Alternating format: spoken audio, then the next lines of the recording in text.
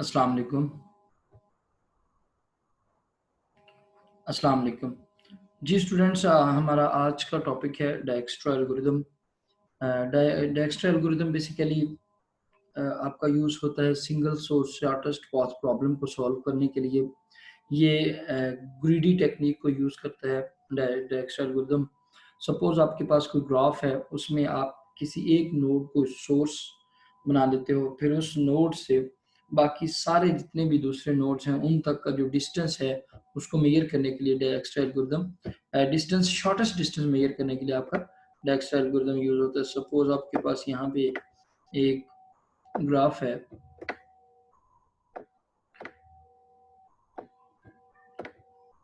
ये आपका डायरेक्टेड और अनडायरेक्टेड ग्राफ हो सकता है। इसमें एक चीज़ नोट याद रखिएगा कि डायरेक्ट्रा एल्गोरिथम सिर्फ आपके वेटेड ग्राफ के ऊपर काम करेगा, ये आपका अनवेटेड ग्राफ पे नहीं चलता, क्योंकि हमने वेट्स के हिसाब से शॉर्टेस्ट पाथ बताना है। अब सपोज इसका कोई वेट है, इसका कोई अपना वेट है, इस एज का कोई वेट है, यहाँ का कोई वेट है।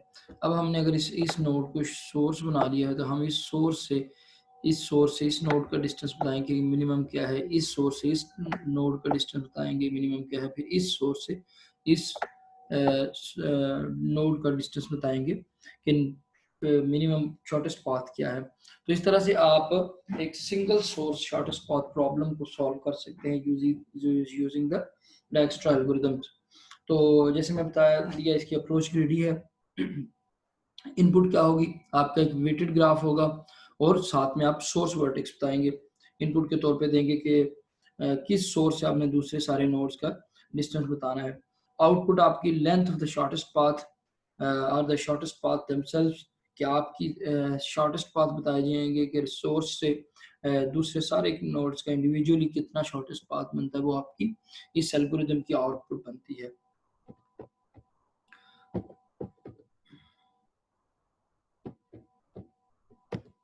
G.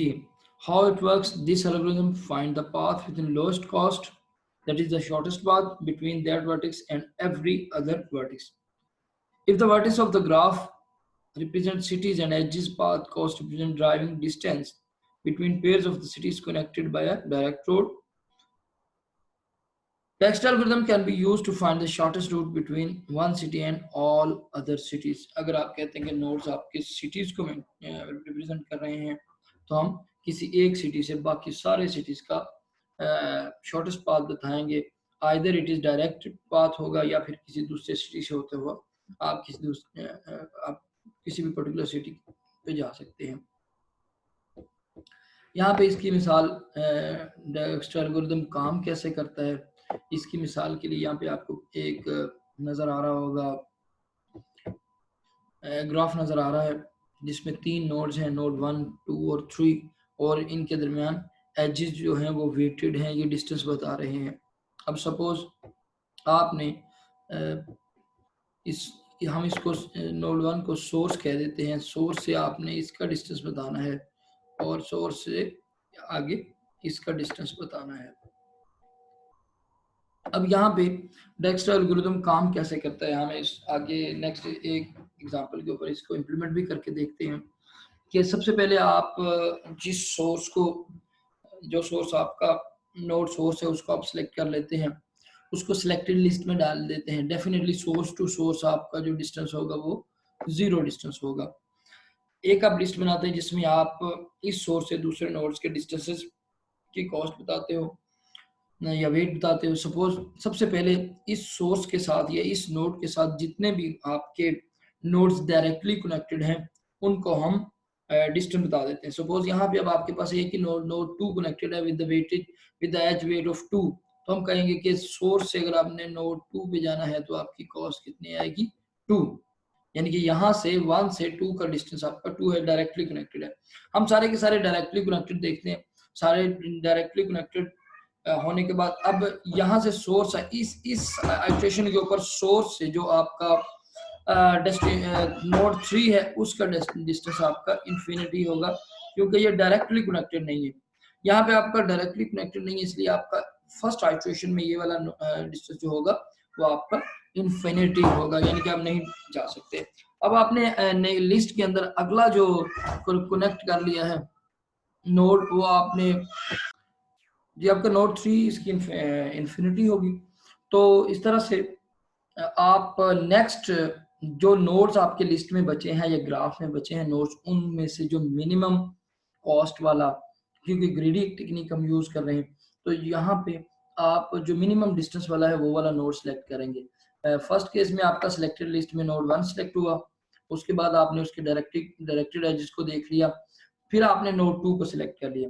अब जब आपने नोड 2 को सिलेक्ट किया है तो नोड 2 से डायरेक्ट एज आपका सिर्फ एक ही है जो कि नोड 3 की तरफ जा रहा है। आप यहाँ पे क्या करेंगे, आप यहाँ पे कंपेयर करेंगे कि इस वाले नोड की जो डिस्टेंस पहले था वो वाला डिस्टेंस, और कंपैरिजन होगा उस वाले डिस्टेंस में और इस नोड के डिस्टेंस में प्लस इस एज के वेट में। इन दोनों में से अगर ये वाला नोड का डिस्टेंस और ये एज वेट आपका मिनिमम है तो हम इस वाले डिस्टेंस को अपडेट कर देंगे। अब सपोज नोड 2 का जो कि अभी हमने नोड सिलेक्ट किया हुआ है, इसका डिस्टेंस है 2 से 3 एज का वेट है 4, तो यहाँ पे 2 + 4 ये 6 बन रहा है, तो हम 6 और इन्फिनिटी को कंपेयर करेंगे तो definitely 6 is lesser then the infinity, तो हम कहते हैं कि ये वाला इन्फिनिटी आपका अपडेट हो जाएगा और यहाँ पे आपके पास क्या आ जाएगा, 6 कॉस्ट आ जाएगी। अब इस प्रोसेस को ये हमने 2 का वेट लिया तो हमारे पास यहाँ पे एज वेट क्या आ गया, डायरेक्टेड जब हमने फर्स्ट टाइम सिलेक्ट किया इसको सोर्स को जो कि आपका नोड 1 है, तो आपके पास एज वेट 2 है तो 2 का डिस्टेंस 2 आ गया। नेक्स्ट हमने जब इसका डिस्टेंस फर्स्ट नोड 1 से इनफाइनाइट है फर्स्ट आइट्रेशन में क्योंकि डायरेक्टली एज नहीं है, फिर हमने 2 नोड को सिलेक्ट कर लिया। अब 2 नोड को सिलेक्ट किया तो हमारे पास ये इन्फिनिटी आपका अपडेट हो गया 6 के साथ। तो इस प्रोसेस को कहते हैं रिलैक्सेशन का प्रोसेस। हम डेक्स्टर एल्गोरिथम सारे के सारे नोड्स के ऊपर एग्जीक्यूट होगा और हर नोड के ऊपर रिलैक्सेशन की जाएगी। अब रिलैक्सेशन के लिए आपका जो एल्गोरिथम है, अगर हम सपोज कहते हैं कि ये वाला जो आपका नोड है, ये वाला नोड ये आपका नोड U है और ये वाला जो आपका नोड है ये आपका नोड V है, तो इसके लिए जो एल्गोरिथम है, if distance of U plus weight of this edge, जैसे मैं पहले बता चुका हूँ, plus weight of U to V is lesser than distance of the V, जो कि इनिशियल स्टेज पे आपका इनफाइनाइट था, तो फिर आप क्या कर दोगे, distance of V is equal to distance of U plus, फिर आप ये वाली दोनों कॉस्ट का जो सम होगा वो आपका इस डिस्टेंस का इस नोड का वेट आ जाएगा। तो इस तरह से आप सारे के सारे नोड को अपडेट करते जाएंगे डिस्टेंस को, तो एंड पे आपके पास जो single source shortest path solution available होगा। हम आगे एक एग्जांपल देखते हैं, उस एग्जांपल के ऊपर इसको इंप्लीमेंट करके देखते हैं डेक्स्टर एल्गोरिथम को, फिर इसके एनालिसिस की तरफ चलेंगे। अब सपोज यहाँ पे आपके पास एक ग्राफ दिया गया है, राइट साइड पे आपको नजर आ रहा है, इस पे डायरेक्स्टर एल्गोरिथम आप किस तरह से एग्जीक्यूट कर सकते हैं। सबसे पहले आपने क्या कीजिए, इन दिस इंटरकनेक्टेड वर्टिस हम will use Dijkstra algorithm. To use this algorithm in this network, we have to start from a decided vertex and then continue to the others. हमें यहाँ पे एक वर्टेक्स डिसाइड करना है और फिर उससे आगे नेक्स्ट चलते जाना है। सपोज यहाँ पे हम वर्टेक्स ए को कर लेंगे डिसाइड, फिर आगे फिर रिलैक्सेशन करके हम इस तरह से एंड रिजल्ट तक पहुंच सकते हैं। अगली स्लाइड्स के अंदर हमने एक एग्जांपल एग्जीक्यूट की है डायरेक्स्टर एल्गोरिथम को यूज करते हुए।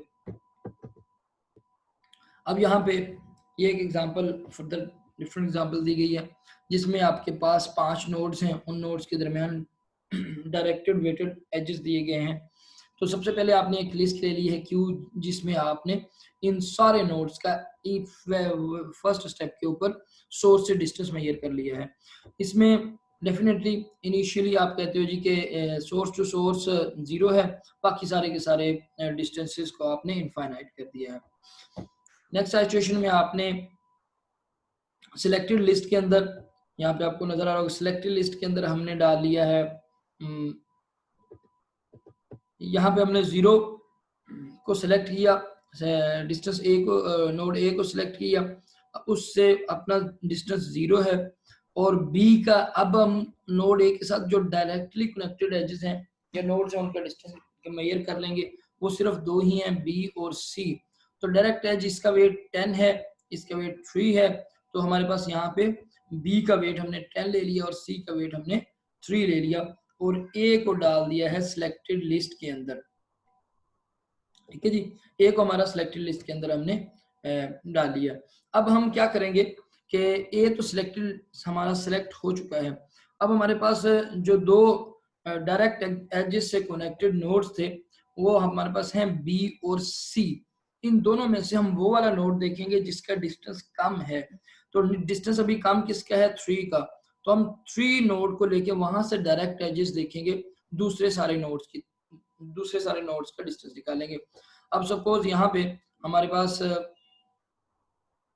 अब नोड सी है, नोड सी से ई का एज 2 है, तो डेफिनेटली 3, सी का अपना वेट 3 प्लस 2 इज 5 और इनिशियली यहाँ पे इन्फिनिटी है, तो यहाँ पे आपका रिलैक्सेशन का प्रोसेस होगा। यहाँ पे आपका अपने की रिलैक्सेशन होगी तो आपका 3 जो है ये अपडेट हो जाएगा 5, इन्फिनिटी अपडेट हो जाएगा 5 से। मैं एक दो इटरेशन चला के देखता हूँ। इसके बाद सी से आपका एक एज है डी की तरफ जो कि आपका 8 वेट है, तो हम यहाँ पे फिर इस एज के ऊपर भी आपकी रिलैक्सेशन प्रोसेस चेक किया जाएगा। 3 प्लस 8 इज 11, पहले इसका वेट इन्फिनिटी है तो इन्फिनिटी आपका ओवर हो जाएगा 11 से। अब तीसरा डायरेक्टली कनेक्टेड एज जो है वो ये 4 है, तो 3 plus 4 is 7 which is greater than the 10, तो आपका 10 यहाँ से रिमूव होके 7 हो जाएगा, यहाँ पे आपका 7 एच आ जाएगा। इस तरह से फिर जब आपके सारे डायरेक्ट कनेक्टेड एजेस कंप्लीट हो जाएंगे तो हम उस नोड को सिलेक्ट कर लेंगे और उस नोड से बाकी दूसरे नोड्स का डिस्टेंस हमारे पास अवेलेबल होगा। सपोज अब हमने 3 को सिलेक्ट कर लिया, वही जैसे हमने पहले डिस्कस की कि इसका 5 वेट आ गया, इसका 7 आ गया और इसका 11 वेट आ गया। अब इन तीनों में से 7, 5 और 11 में से हम मिनिमम फाइंड करेंगे। तो मिनिमम नोड कौन सा है, उस अगला नोड वो वाला चेक किया जाएगा जिसका डिस्टेंस पहले मिनिमम था। अब 5, 7 और 11 में से मिनिमम कौन सा है, डेफिनेटली 5 मिनिमम है, तो नेक्स्ट हमारा नोड जो सिलेक्टेड लिस्ट में आएगा हम 5 को देखेंगे। 5 से आपका अगर हम चेक करें तो नोड ई से चेक करेंगे। ई से अगर आप देखें तो ई का डिस्टेंस है 5, ई का डिस्टेंस 5 है, तो हम 5 से आगे चलते हैं। जो डायरेक्टली एक कनेक्टेड है एक ही है, 5 प्लस 9 विच इज 14, तो हम इसको क्या करेंगे, रिलैक्सेशन यहाँ पे प्रोसेस नहीं करेंगे क्योंकि आपका जो एग्जिस्टिंग वेट है वो इस वेट से कम है। तो हम यहाँ पे इसी तरह से आइट्रेशन चला के देख लेते हैं कि अगला हमारे पास जो 7E सिलेक्ट हो गया। अब आपके बी और डी के नए के वेट वही हैं 7 और 11। अब हम नेक्स्ट 7 और 11 में से दोनों में से मिनिमम कौन सा है, 7 मिनिमम है which is the node B. हम नेक्स्ट नोड बी को सिलेक्ट कर लेंगे। सिलेक्ट किया नोड बी को। अब नोड बी से आप सारे डायरेक्ट एजेस कनेक्टेड एजेस का वेट चेक करेंगे। अब यहाँ पे नोड बी के ऊपर डायरेक्ट एज आपका 2 है। एक एज ये है जिसका वेट 1 है, बी का अपना वेट कितना था 7 प्लस 1 करें तो वो 8 बनता है विच इज ग्रेटर देन 3, तो हम कहते हैं कि जी ये आपका पहले वाला वेट, पहले वाला डिस्टेंस ही ठीक है। लेकिन जब हम बी से डायरेक्ट एज डी की तरफ देखते हैं 2, तो विच इज इसका अपना डिस्टेंस 7 है, 7 प्लस 2 इज 9, तो यहाँ पे आपका रिलैक्सेशन का प्रोसेस होगा क्योंकि आपके पास अगला एज जो नया डिस्टेंस निकल रहा है वो आपका मिनिमम है as compare to the previous distance. और इस तरह से आपका यहाँ पे भी अपडेशन आएगी। इसी प्रोसेस को यहाँ पे भी शो करवाया गया जो मैं अभी डिस्कस कर रहा हूँ कि 2 आपका अपडेट कर देगा पहले 11 वाले को। अब आपका बी नोड्स सिलेक्टेड लिस्ट के में आ गया। नेक्स्ट आपका अगला जो नोड एक ही बचा है वो है आपका डी नोड। तो डी नोड अब आप चूंकि डेस्टिनेशन के ऊपर हैं, डी से आपका एक एज निकल रहा है टुवर्ड्स ई, लेकिन अगर आप 9 + 7 करें तो वो 16 आता है which is greater than the 5, तो डी को आप सिलेक्ट कर लेते हैं। एंड पे आपके पास जब सिलेक्टेड लिस्ट में सारे के सारे नोड्स आ जाएंगे तो उस वक्त आपका डेक्स्टर एल्गोरिथम डेफिनेटली स्टॉप कर जाएगा। अब हमारे पास यहाँ पे सारे ए से बाकी सारे डिस्टेंस का बाकी सारे नोड्स का डिस्टेंस है। सपोज आप कहते हो यहाँ पे ए से बी का डिस्टेंस 7 है, ठीक है जी, और ए से सी का डिस्टेंस 3 है, वही जो डायरेक्टली कनेक्टेड था। ए से डी का डिस्टेंस 9 है, ठीक है, और ए से ई का डिस्टेंस आपका कितना है जी 5 है। इसको अगर आप यहाँ पे ड्रॉ करके देखेंगे ग्राफ में किस तरह से आपका ये डिस्टेंस बनता है, तो ए से बी का जो डिस्टेंस आपके पास अभी अवेलेबल अभी है, ए से बी का डिस्टेंस है जी ए से बी का डिस्टेंस है 7। तो वो 7 किस तरह से बनता है, 3 ये वाली कॉस्ट, ठीक है जी, और उसके बाद 4 ये वाली कॉस्ट। तो 3 + 4 आपका टोटल क्या बन गया 7 कॉस्ट। डायरेक्ट अगर हम डायरेक्टली जाते तो हमारे पास 10 कॉस्ट आ रही थी, लेकिन जब हम थ्रू नोड सी गए हैं हमारे पास 7 कॉस्ट आ गई है। इट शोर्स दैट कि डायरेक्स्टर एल्गोरिथम जो है वो आपका एग्जैक्ट शॉर्टेस्ट पाथ यहाँ पे बता रहा है। इसके बाद अगर आप A to C देखें तो वो तो एक ही एज है जिसकी कॉस्ट 3 थी, वो हमने 3 ली हुई है। अब अगर A to D देखें तो वो हमने कॉस्ट 9 ली है। अब ये कॉस्ट 9 कैसे निकल रही है, क्योंकि अगर हम ये वाला पाथ फॉलो करते हैं 10 + 2 ये 12 बन रही है। अगर हम ये वाला पाथ फॉलो करते हैं 3 + 8 तो ये 11 बन रही है। तो हम कौन सा पाथ यहाँ पे फॉलो कर रहे हैं डी के लिए, हम पहले सी पे जाते हैं 3 कॉस्ट आ जाती है, फिर हम ई पे जाते हैं तो +2 हो गया 5 कॉस्ट आ जाती है, फिर हम यहाँ से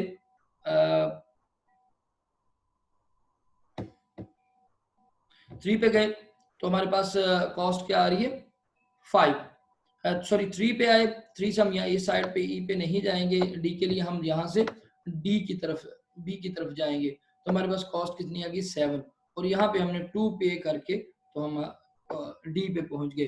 तो ए से डी का जो हमारा पाथ होगा वो ये वाला पाथ होगा, A to C, C to B और बी टू आपका डी। अब ई के लिए आपके पास कॉस्ट 5 आ रही है, तो आप डेफिनेटली ए से सी की तरफ आ रहे हैं और सी से ई की तरफ जा रहे हैं। तो इस तरह से डेक्स्टर एल्गोरिथम रिलैक्सेशन के प्रोसेस को यूज करते हुए हर नोड के ऊपर अपडेट कर रहा है डिस्टेंस को, और इस आपको एक सिंगल सोर्स से बाकी सारे नोड्स के दरमियान पाथ बताता है जी। नेक्स्ट अगर हम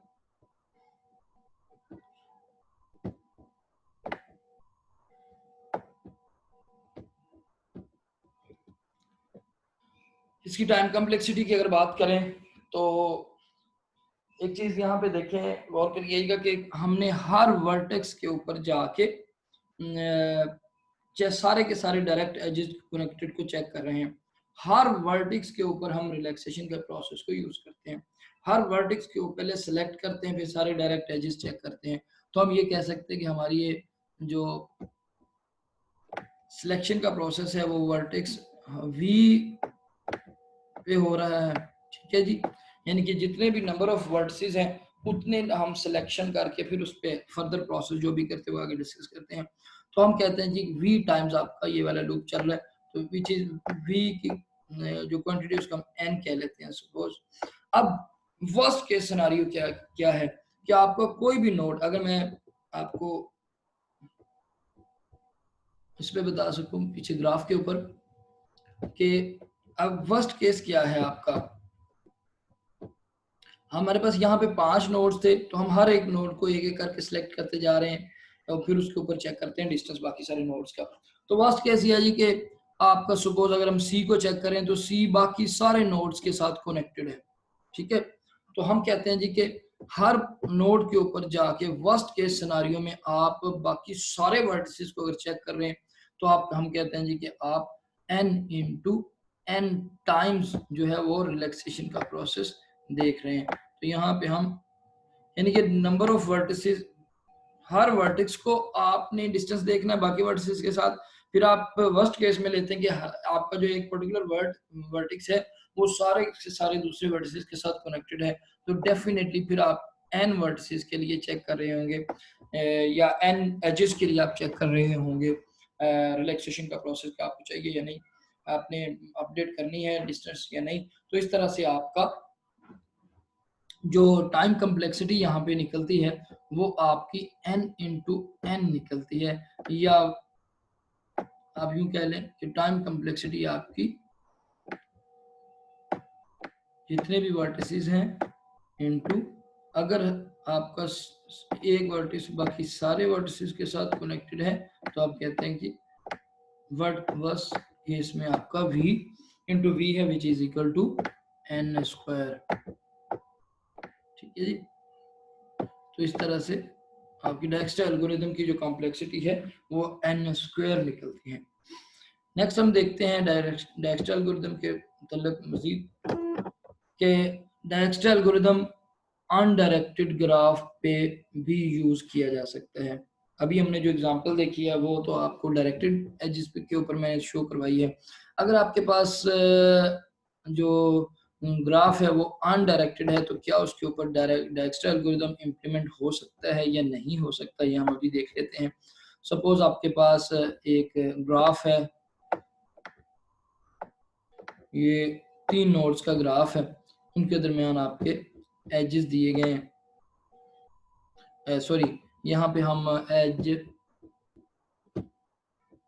अनडायरेक्टेड एजेस हैं, ठीक है जी, और उन एजेस का वेट दिया गया है। सपोज इसका वेट 3 है, इसका 1 है, इसका 2 है। अब ये आपके पास एक अनवेटेड ग्राफ है, ठीक है, सॉरी अनडायरेक्टेड ग्राफ है। इसको इसके ऊपर अगर आप डायरेक्ट एल्गोरिथम लगाना चाहते हैं तो आप हर ग्राफ को डुप्लीकेट कर लें, क्योंकि अनडायरेक्टेड ग्राफ से मुराद होता है कि दोनों की तरफ फ्लो है। तो आप इस एज को इस एज की तरफ बना लें 3 और एक और नया एज इंट्रोड्यूस करवा लें इसमें, जो इस नोड से इस नोड की तरफ हो और उसका वेट भी 3 हो। इसी तरह से जैसे ये है, इसको आप एक नोड से दूसरी नोड की तरफ डायरेक्शन दे दें और इसी से एक और नोड नया नोड इंट्रोड्यूस करवा लें जो कि आपका इस नोड से वापस इसी नोड की तरफ जा रहा हो और उसका भी वेट 1 हो। इसी तरह से सपोज अगर ये आप इसको आप एक ये डायरेक्शन दे रहे हैं और उसी से वापस आप एक और नया नोड इंट्रोड्यूस करवा लें जो कि जिसकी कॉस्ट भी है, जिसका डिस्टेंस भी आपका 2 होगा। तो इस तरह से आप एक अनडायरेक्टेड ग्राफ को डायरेक्टेड ग्राफ में कन्वर्ट करके उसके ऊपर डायक्स्ट्रा एल्गोरिथम इम्प्लीमेंट कर सकते हैं जो कि आपको एक सिंगल सोर्स से बाकी सारे नोड्स के ऊपर शॉर्टेस्ट पाथ बताएगा। इसके अलावा दूसरा जो Dijkstra algorithm could not be used for the negative weighted edges. अगर हम सिटीज के दरमियान डिस्टेंस की बात करते हैं तो डेफिनेटली हमारे पास नेगेटिव वेटेड एज नहीं हो सकता, लेकिन बहुत सी प्रॉब्लम्स के अंदर आपके ऊपर सपोज आप कोई सोशल मीडिया की कोई सोशल कनेक्टिविटी या सोशल ग्राफ का कर रहे हैं तो वहां पे आपके पास नेगेटिव एज हो सकता है। तो आपका अगर वेटेड एज में आपका वेट नेगेटिव है तो नेगेटिव वेटेड ग्राफ्स के ऊपर आपका डायक्स्ट्रा एल्गोरिथम नहीं चलता। इसके मिसाल देख लेते हैं। सपोज आपके पास ये एक ग्राफ है जिसके 4 नोड्स हैं। अब इन चारों नोड्स के का एज दिया गया है, एज वेट दिया गया है, ये वाला जो वेट है वो आपका माइनस का वेट है। इसके ऊपर हम वही एल्गोरिथम चला के देखते हैं। Dijkstra algorithm can may work on the negative weighted graph और मे नॉट वर्क। इसी चीज को हम यहाँ पे इस एग्जांपल के अंदर देखते हैं। सपोज आपका ये नोड 1 है, नोड 1 से नोड 2 का डिस्टेंस 3 है, तो आपने इसको सपोज सोर्स दे कंसीडर कर लिया नोड 1 को। अब जैसे हमने पीछे एल्गोरिथम डिस्कस किया कि आप पहले सोर्स को सिलेक्ट करते हैं और सोर्स का अपना डिस्टेंस 0 होता है, जो डायरेक्टली कनेक्टेड उनका वेट आप लिख लेते हो।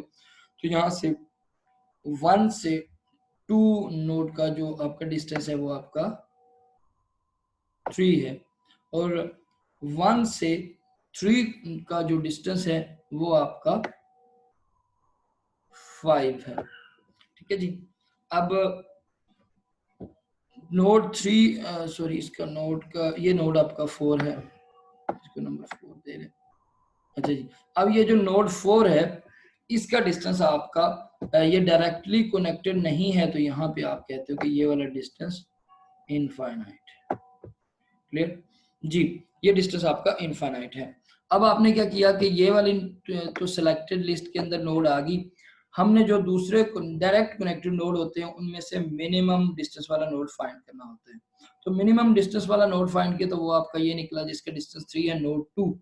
तो अपने आगे हमने देखा इसका डायरेक्टेड एज और कोई है डायरेक्टली कनेक्टेड, ये नहीं है, ये तो इसकी तरफ आ रहा है ना एज, तो इससे आगे दूसरे किसी भी नोड की तरफ एज नहीं आ रहा, तो सिंपली हम इस नोड को इंसर्ट कर लेंगे सिलेक्टेड लिस्ट के अंदर। ठीक है जी। अब आप जाते हैं, सपोज नेक्स्ट नोड हमारे पास जो बचा है वो 5 है, 5 को आपने ऐड कर लिया, 5 और इन्फिनिटी दोनों में से जो मिनिमम है वो 5 है, तो 5 का डायरेक्टली एज यही है, तो आपने 5 प्लस 2 को इन्फिनिटी के साथ कंपेयर किया तो डेफिनेटली 7 आपका लोअर है, तो ये डिस्टेंस आपका 7 आ गया। ठीक है जी, ये डिस्टेंस 7 आ गया। अब नेक्स्ट आपके पास ये वाला नोड भी सिलेक्टेड लिस्ट में आ गया, ये वाला नोड भी सिलेक्टेड लिस्ट में आ चुका है, और ये वाला नोड भी आपका सिलेक्टेड लिस्ट में आ चुका है। नेक्स्ट आपके पास नोड बचा है एक ये, इसके लिए आपने डिस्टेंस आगे 2 का देखा, तो 7 माइनस 3 किया तो ये डिस्टेंस 4 निकल रहा है यहाँ पे, जबकि इसका पहले वाला जो वेट था वो या डिस्टेंस था वो 3 था, तो दैट्स फाइन। तो ये हम यहाँ तक ये आपका एक एल्गोरिथम एग्जीक्यूट कर जाएगा और आपका सोर्स से बाकी सारे के सारे नोड्स तक प्रॉपर डिस्टेंस होगा, यानी कि डायरेक्स्ट्रा एल्गोरिथम आपका इस केस में वर्क करेगा।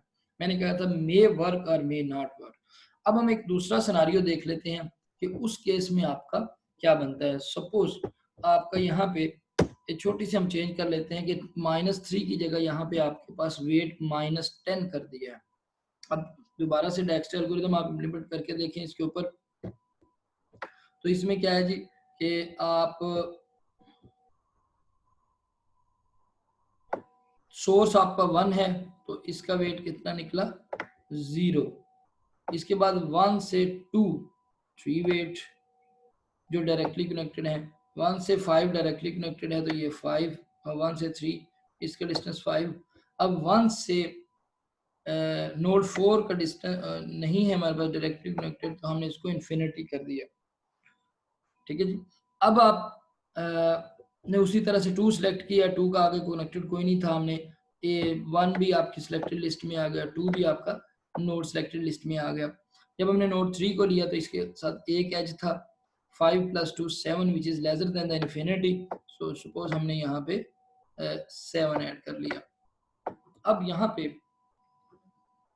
एक चीज नोट करें कि अगर आपके पास ये वाली कॉस्ट आपकी आ चुकी है 7, हम यहाँ पे 1 अब इस नोड को सिलेक्ट करते हैं, इसे डायरेक्टली कनेक्टेड एज यही है 7 + -10, तो ये आपकी कॉस्ट कितनी लिखती है -3 which is lesser then this cost. ठीक है, जबकि हम डायरेक्स्ट्रा एल्गोरिथम के केस में इसको ऐड कर चुके हैं सिलेक्टेड लिस्ट के अंदर, हम तो नोड 2 को दोबारा नहीं चेक कर रहे।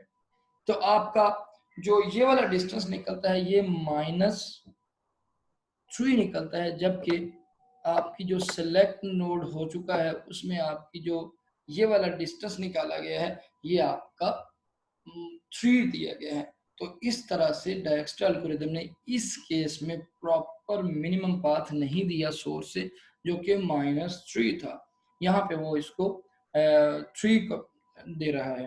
तो इस तरह से पर्टिकुलर सिनारियोज के अंदर डायरेक्स्ट्रा एल्गोरिथम आपका नेगेटिव वेटेड एज वाले ग्राफ पे चल भी सकता है और नहीं भी चल सकता। ये सारा डायरेक्स्ट्रा एल्गोरिथम से रिलेटेड था। अस्सलाम वालेकुम।